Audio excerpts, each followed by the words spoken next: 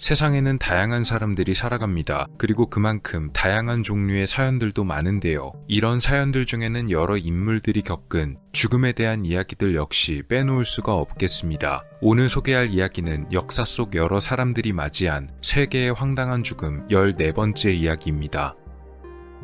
스코틀랜드 국립박물관에는 이런 물건이 전시되어 있습니다. 겉으로만 봐서는 도대체 무슨 물건인지 알 수가 없는데요. 이 물건은 그냥 납덩어리가 녹았다가 굳은 것입니다. 단순히 녹았다가 굳어버린 납덩어리가 어째서 박물관에 전시되어 있는 것일까요? 사실 이 물건은 1755년 어느 등대에서 발생한 화재 사고, 그리고 어느 등대지기의 죽음과 아주 깊은 연관이 있는 물건입니다. 이야기의 무대가 되는 곳은 바로 영국. 여러 등대들 중에서도 이 등대가 그 배경이 되는 곳입니다. 이 등대의 이름은 바로 러디아드 등대, 그리고 이곳을 담당하던 등대지기는 헨리 홀이란 남성이었습니다. 헨리 홀은 1661년에 태어난 것으로 알려졌는데요. 그가 태어난 홀 가문은 대대로 등대지기를 해오던 집안이라고 합니다.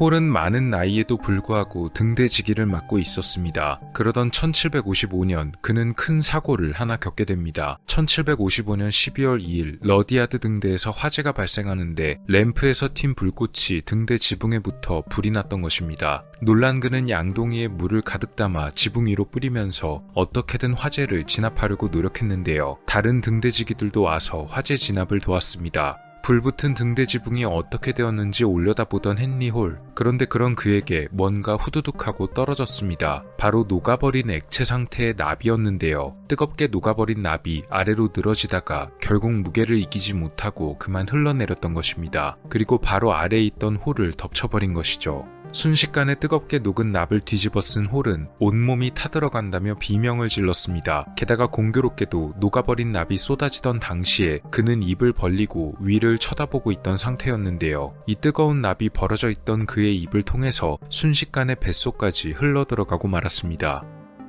등대 화재는 5일 동안이나 계속되었는데요. 홀과 다른 등대지기는 화재를 피해 바다에 뛰어들었다가 지나가던 선원들에 의해서 무사히 구조되었습니다. 이들은 당시 외과 의사 헨리 스프라이 박사에게 치료받았는데요. 납으로 인해 화상을 입은 홀의 상태가 특히 좋지 않았다고 합니다. 이때 홀은 스프라이 박사에게 자기가 납을 삼켰다며 녹은 납이 몸 안으로 흘러들어갔다고 말했습니다. 하지만 스프라이 박사는 그 말을 쉽게 믿기가 어려웠는데요. 그도 그럴 것이 녹은 납을 그렇게 삼키고도 아직까지 살아있다는 점을 믿을 수 없기 때문이었습니다. 게다가 당시 헨리 홀은 90대의 고령이었기 때문에 더욱 그 말을 믿기가 어려웠을 것이 분명합니다. 그래서 당시 뜨거운 납을 뒤집어 썼던 그가 화상으로 인해 뭔가를 착각하고 있다고 여겼던 모양입니다. 1755년 12월 8일 홀은 94세의 나이로 숨을 거뒀습니다. 스프라이 박사는 홀의 시신을 부검했는데요. 놀랍게도 정말 그의 위장 안에서 굳은 납덩어리가 나왔습니다. 무게는 약 200g이 살짝 넘어가는 정도였다고 합니다. 스프라이 박사도 이런 경우는 처음이었기 때문에 당시 그의 몸 안에서 발견된 납덩어리를 그림으로 남겨놨습니다. 지금 보시는 이 사진이 바로 당시 기록된 납덩어리의 스케치입니다.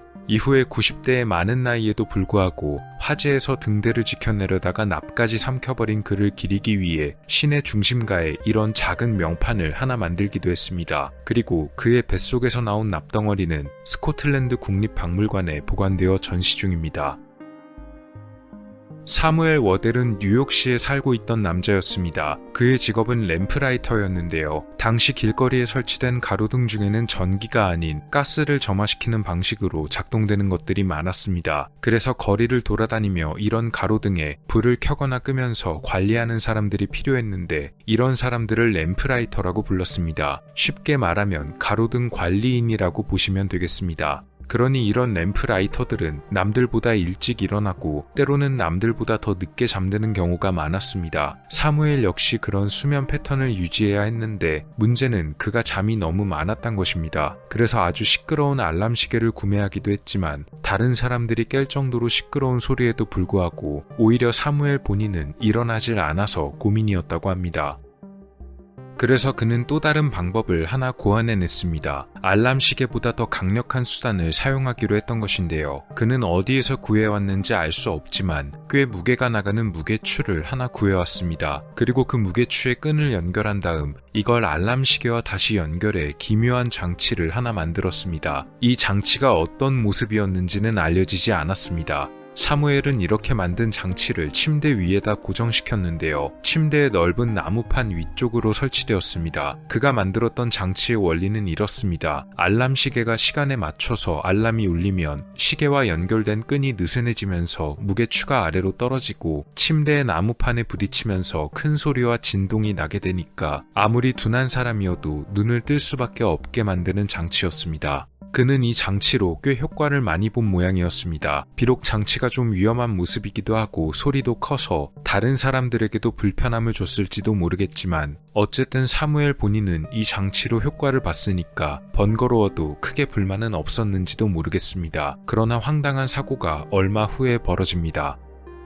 비극이 벌어진 것은 1885년 크리스마스 이브였습니다. 사무엘은 여러 지인과 손님을 집에 초대해서 크리스마스 이브 파티를 즐겼다고 하는데요. 애석하게도 사무엘의 집은 그다지 넓은 편이 아니어서 거실만이 아닌 그의 침실까지도 사용해야만 했다고 합니다. 이 과정에서 공간을 확보하기 위해 손님들은 사무엘의 침대를 다른 위치로 옮겨야만 했습니다. 손님들이 모두 돌아가고 난 뒤 사무엘은 잠에 들었습니다. 문제는 그날 손님들이 자기 침대를 옮겼다는 사실을 사무엘 본인이 너무 피곤해서 인지하지 못했던 것이었습니다. 공교롭게도 그가 머리를 두고 자는 부분이 시계와 연결된 무게추 바로 아래쪽으로 바뀌었던 것입니다. 다음날 알람이 울림과 동시에 끔찍한 사고가 벌어졌는데요. 사무엘은 머리에 큰 부상을 입은 뒤 며칠 후에 숨졌다고 합니다. 방식은 기발했지만 작동 구조 자체가 위험한 장치였다 보니 어쩌면 설치할 때부터 이미 예견된 일이었는지도 모르겠습니다. 그의 이런 황당한 죽음은 당시에도 꽤 이슈가 되었던 모양입니다. 그래서 이렇게 신문 기사로 작성되기도 했다네요. 크리스마스에 벌어진 비극적인 사고였습니다.